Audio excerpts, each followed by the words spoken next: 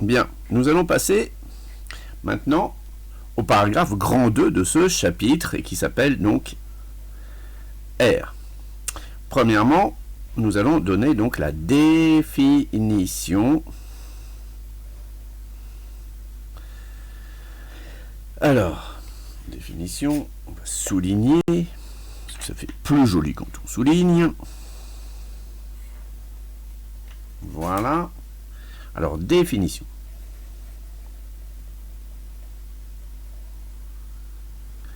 Donc, l'aire d'une figure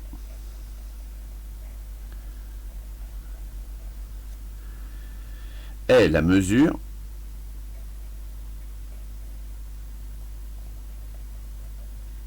de sa surface intérieure.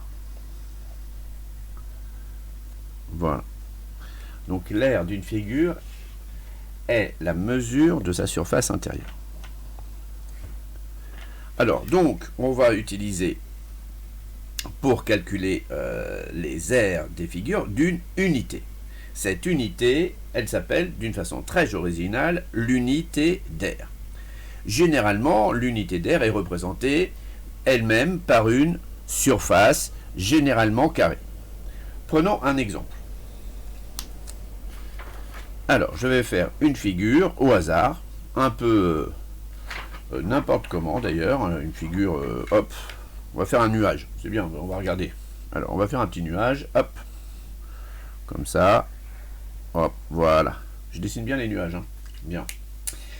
Et on va choisir comme unité d'aire, donc on va choisir nos carreaux. Alors, nous, on va choisir le centimètre carré, ça veut dire qu'une unité d'aire, en fait, c'est un petit rectangle, comme celui-là, un petit rectangle qui est même un carré de 1 côté par 1 côté, 1 cm, pardon, par 1 cm, voilà.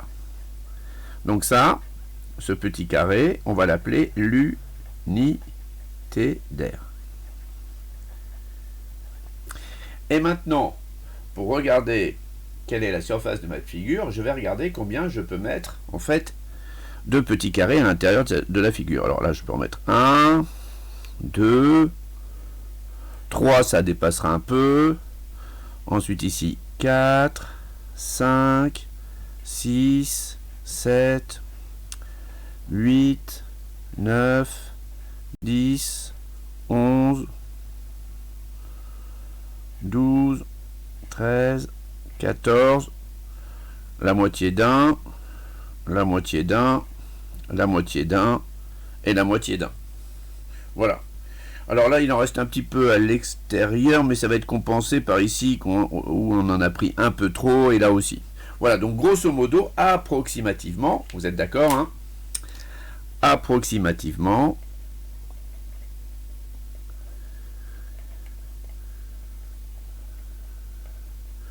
la surface orange, oui, pour un nuage, c'est vrai, j'aurais pu le faire blanc, mais blanc sur blanc, on n'aurait pas vu grand-chose.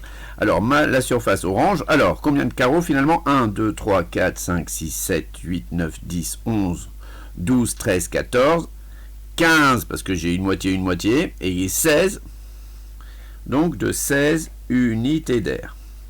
Bien, alors si notre unité d'air, on la met dans la réalité, ici, comme ça fait 1 cm, et comme ici, ça fait aussi 1 cm, 1 fois 1, ça fait 1, et on appellera donc centimètre fois centimètre, on dira centimètre du carré, donc centimètre carré. Donc ça nous fait 16 centimètres carrés. Voilà. Donc il est temps de parler des unités que vous connaissez déjà. Alors comme vous avez été dans des super écoles, comme vous étiez donc au primaire, eh bien vous avez bien sûr une grande connaissance des unités qui nous permettent de calculer les aires. Donc l'unité la plus classique, donc on va écrire toutes les unités que nous connaissons. Unité d'aire. Alors la plus classique, c'est le mètre carré. 1 mètre carré, c'est très simple, c'est une surface qui fait 1 mètre sur 1 mètre. 1 mètre, un carré, qui a donc 1 mètre d'un côté et donc nécessairement 1 mètre de l'autre. On appelle ça le mètre carré. Alors, le mètre carré, 1 mètre carré, on peut le traduire, donc on peut le traduire en centimètres carrés. Comme dans un centimètre, comme dans un mètre, pardon, il y a 100 centimètres, eh bien, 1 mètre carré, ça fait 100 fois 100, donc ça fait 10 000 centimètres carrés. D'accord? On pourrait aussi le traduire en décimètres carrés, puisque, en fait, il y a combien de décimètres dans un mètre? Il y en a 10. 10 fois 10, ça fait 100, donc ça ferait 100 décimètres carrés. Ensuite, pour les surfaces plus grandes, par exemple, en agriculture, on parle d'hectares. Un hectare, ça se note HA, eh bien, c'est 100 mètres d'un côté et 100 mètres de l'autre côté, donc ça fait 100 fois 100, ça fait 10 000 mètres carrés. Et ensuite, il y a le kilomètre carré. Le kilomètre carré, on en parlait d'ailleurs dans l'exercice, vous vous rappelez, sur la surface des fonds marins qui ne sont pas explorés, donc on parlait en kilomètres carrés. Eh bien, un kilomètre carré, comme son nom l'indique, c'est 1 kilomètre d'un côté et 1 kilomètre de l'autre côté sur notre carré. Comme un kilomètre, ça fait 1000 mètres, donc ça fait 1000 fois 1000, donc ça fait 1 million de mètres carrés. Alors, si je mettais ça en hectares, d'accord, eh bien, 1 kilomètre carré, ça représente 100 hectares. Voilà, alors ça, il faut le savoir, d'accord? Bien. Passons au paragraphe suivant. Hop, oh, mais on n'y voit rien du tout, j'ai pas baissé la feuille, mais n'importe quoi. Oh là là là là là là, attention, attention. Voilà, heureusement que je dicte, hein, parce que sinon... Alors, regardons bien ce que j'avais écrit. Donc, j'avais écrit 1 mètre carré, donc 10 000 centimètres carrés. Du coup, 1 mètre carré égale 100 décimètres carrés. 1 hectare égale 10 000 mètres carrés. Et 1 kilomètre carré égale 1 million de mètres carrés, ce qui correspond à 100 hectares. Bien. Retenez bien ces unités et leur conversion, car la semaine prochaine, il y aura quelques interros de cours mélangés aux interros de calcul mental. Mais comme cette semaine, on n'a que des interros de calcul mental, parce que, évidemment, il y avait les vacances, etc. etc. D'accord? Voilà. Bien. Alors, passons au deuxième paragraphe de ce cours. Alors, le deuxième paragraphe de ce cours, eh bien, il s'intitulait « Comparer des aires ». Alors, qu'est-ce que ça veut dire comparer des aires? Eh bien, bien sûr, avec la même unité d'air, on va regarder quelles sont les aires qui sont plus grandes, plus petites ou égales. Alors, comparer des aires. Voilà. Je vais souligner. Voilà. Alors, allons-y. Alors, si je prends par exemple cette surface-là, on va prendre cette surface, on va prendre par exemple un rectangle qui nous fait 5 cm, voilà, comme ça, de côté, voilà, et ici, on va mettre, hop, on va mettre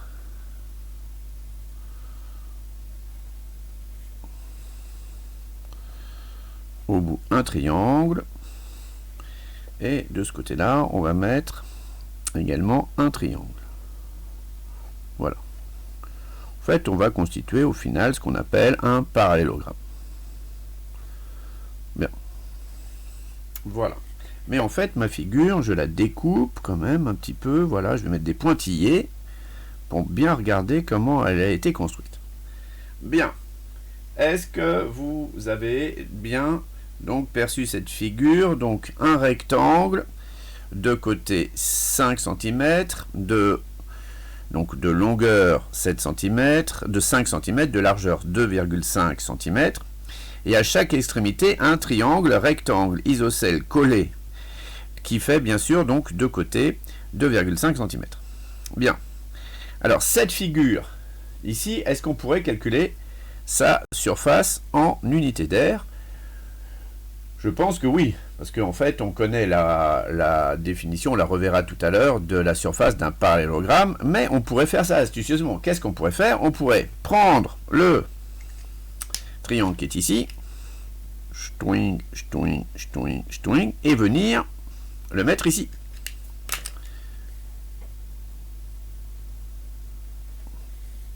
Et venir le mettre ici. Voilà. Hop, hop, hop, hop. Et comme ça, en fait, ma figure, elle ne serait constituée en réalité que d'un rectangle qui serait celui-là. Voilà. Donc, lorsqu'on regarde donc des figures et qu'on souhaite calculer une surface, il faut se dire dans sa tête qu'on peut peut-être effectuer des découpages pour, en fait, gagner du temps. Donc, on est bien d'accord que ma surface bleue de départ, chouing, celle qui est hachurée en bleu, elle correspond à ma surface mauve d'arrivée. Voilà. Bien. Et du coup, je pourrais calculer facilement sa surface. Est-ce que vous êtes d'accord? Oui. Voilà. Donc, comparer des aires, ça veut dire quoi? Ça veut dire que, avant de se lancer dans un calcul guère, on analyse correctement la figure pour voir s'il n'y aurait pas possibilité, effectivement, de calculer l'air autrement. Ensuite, comparer, ça veut dire aussi comparer. C'est-à-dire, dire quelle est la figure qui a la plus grande surface. Alors, par exemple, si je prends un carré de côté 4 cm. Il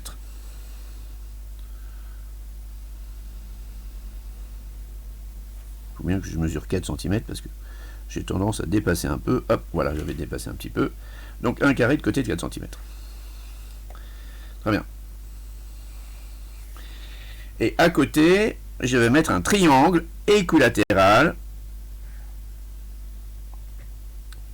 D'accord? Je vais mettre un triangle équilatéral qui a pour côté 4 cm.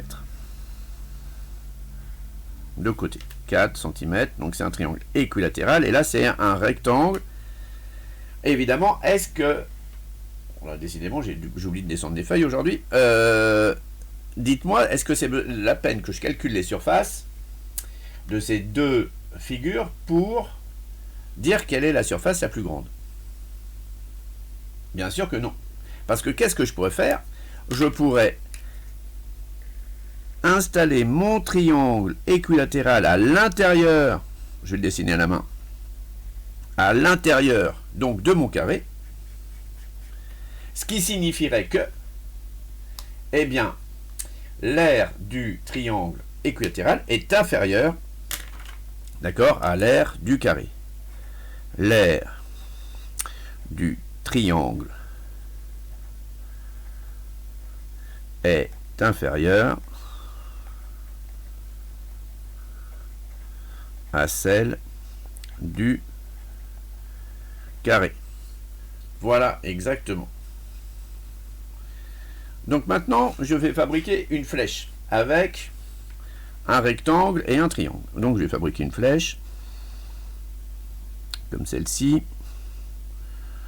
Hop. Hop. Hop. Hop. Hop.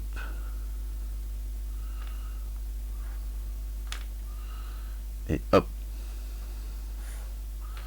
Voilà, j'ai fabriqué une flèche. Donc comment j'ai fabriqué une flèche? Eh bien, j'ai pris un segment de 5 cm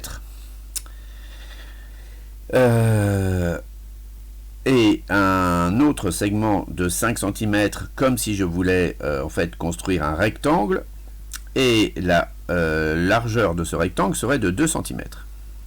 À l'extrémité, donc j'ai mis un triangle, donc qui a pour hauteur 3 carreaux, et pour base donc les 4 carreaux qui sont les côtés de notre rectangle, et j'ai fait la même chose au bout de la flèche, pour donner un sens, d'accord, à l'objet. Du coup, je me pose la question de comment je vais faire pour calculer cette surface. Est-ce que ça va être une surface qui va être compliquée à calculer? Qu'est-ce que vous en pensez?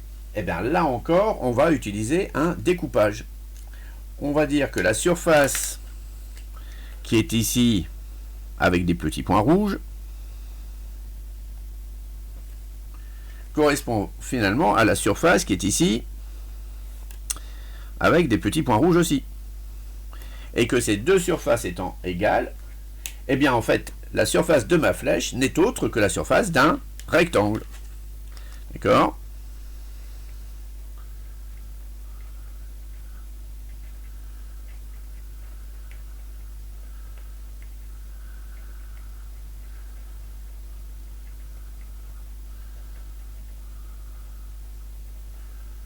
Voilà. Donc voilà comment on peut faire pour comparer des aires, et en tout cas pour utiliser les figures pour avoir une idée des surfaces. Je vous dis à demain pour la suite du cours.